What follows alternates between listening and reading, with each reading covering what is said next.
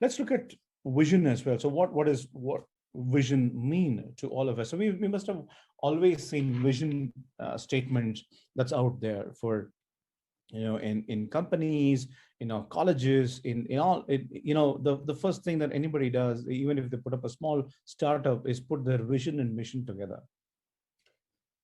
So what does it really mean, right? Vision is a goal that is lofty but realistic, has a deadline to it, and also gets a large number of people aligned towards that. It is something that we, as a certain set of people, believe in and go after.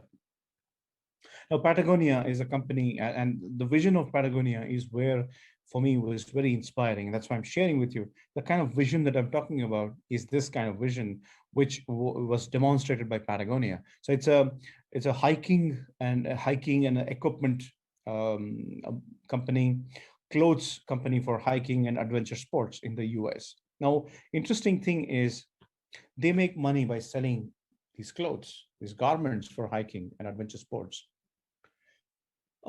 Any company that does that, um, would want to be the best in the business, want to sell more, create new brands, and then inspire people and help, ask them to consume even more of their products, because that's their sales strategy, really. But what Patagonia did was a very, it's almost like the opposite of what everybody else does. So they kind of took a step back. They said, hey, when we are creating all of these different equipment, we are also stressing on the environment a lot. We are giving a lot of stress to the environment. We are wasting a lot of water resources. So what is it that we can do? So their vision could have been, I want to be selling even more of these, and then helping the adventure sports lovers um, buy and go even more further. And I could have a vision around selling this many pieces of clothing. But their vision was to how the problem they were set about solving was, how do I reduce the stress and the impact on the environment through what I do? That's what was their vision, or the problem that they set out to solve, which was against their business strategy, in fact. But it was more important to consider the planet than the business. That's the way they thought about things. So they created a whole new business unit called the Wovenware. Now, Wovenware is simply, as it says, it's about actually repairing the clothing and other aspects that you buy from Patagonia. So people who have that, who have already bought Patagonia, need not discard it simply because there is a slight damage to that. They can come back, bring it to Warnware, and take it back. So this is something that does not talk about business logic, really, right? Um, the business sense says that you got to sell more and more. Don't do the Warnware because you people will buy new one because it's damaged. But they went and did the opposite. It may not make business logic, but far more important than business logic is planet logic, and that's what they look at. They looked at, and today you can see. I'm telling you this story, sitting thousands of miles away from them. Is that not great brand experience and business logic? It is, because this kind of thinking is what makes a difference in the world today. And more people are aligning to values of people and values of businesses. So that's the vision that Patagonia had. Let me also take you through the vision that IKEA had. A very interesting concept here. What does a furniture manufacturer have anything to do with autonomous cars? Let's see what they have. I have a small video to share with you.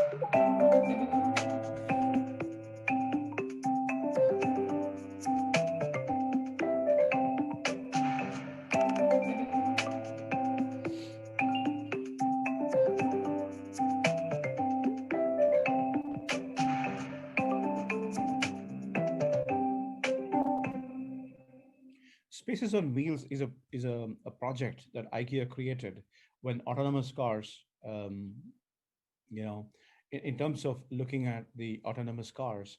and how they can be really playing a role in our world today. So the problem they set out to solve is, um, if autonomous cars become a reality, what are the things that we can do with it? We could have a mobile healthcare unit. We could have a mobile hotel. We could have a mobile cafe, mobile office. There's so many things that we could do. So how does the furniture around all of these different spaces work on autonomous vehicles is the concept that IKEA is working on. And you can see that in here. That's the vision that they have, not about selling more furniture, but actually about how do you bring together various different concepts to really change the game in the space. Center for Humane Tech is a great company that's out there in the US. If you've seen the movie Social Dilemma, it was actually made by these folks. So let me show you a couple of things that they are working on, and then continue the conversation on vision. If you're like me, you've too often been sitting in an airport or crammed onto a middle seat of a plane at some horrid hour, either late at night or early in the morning, and you're thinking to yourself, why didn't I just spend those extra $40 on that other flight? We like to think that we're making conscious choices, but when we're all in a rush, the more we rely on the menus in front of us. Hipmunk is a travel website that recognized this, and they let you sort choices by human values. It's not just price or duration, but they let you sort by agony. They do this because they ask themselves, what is sorting for a price or duration about? It's not just about the raw numbers, it's about the human experience and values behind travel. So it's important to ask ourselves, what are the human values at stake in this choice? Another example where technology can help us live by our values could be when you're looking for directions from point A to point B. Of course, we know we could walk, but what if, since you've told your phone in your settings that you've been wanting to exercise, it put a choice on life's menu that said, or you could walk, and here's the fitness goal you could achieve by doing so. Or maybe in your settings, instead of valuing exercise, you've said you valued productivity, so it offers up a podcast you might like to finish in that time. 28 minutes left in the podcast, 30-minute walk, it's on your team. There could be menus that sort choices by what matters to you. We can upgrade the goal from getting to point A to point B efficiently to getting from point A to point B well.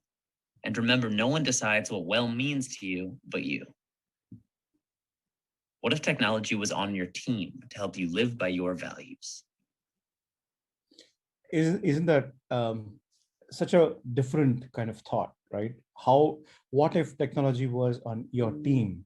And that is really the difference that we see here. Let's look at one more example and then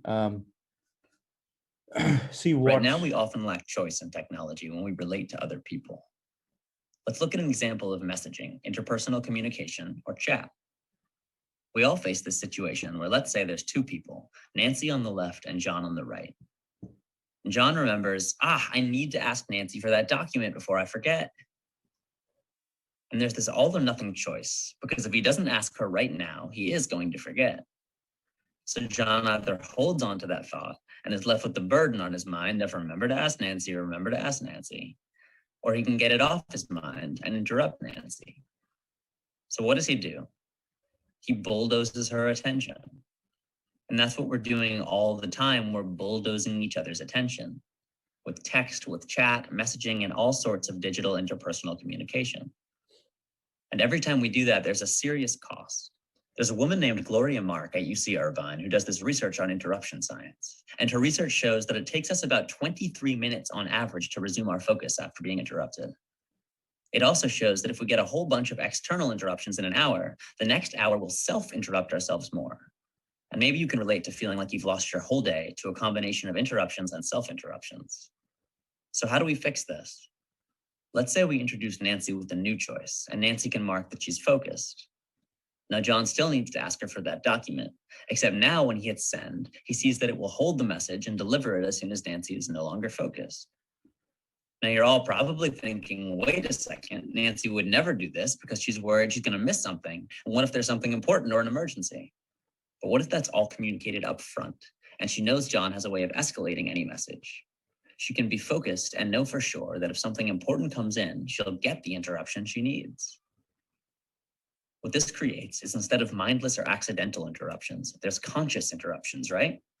It's also changed the design question. We've changed the goal from let's make it really easy to send a message to one another, which is a pretty good goal, but we've upgraded that goal to help people communicate with each other well. What if technology was on your team to help you live by your values? Again, the kind of vision that the Center for Humane Tech has is what I want us to look at.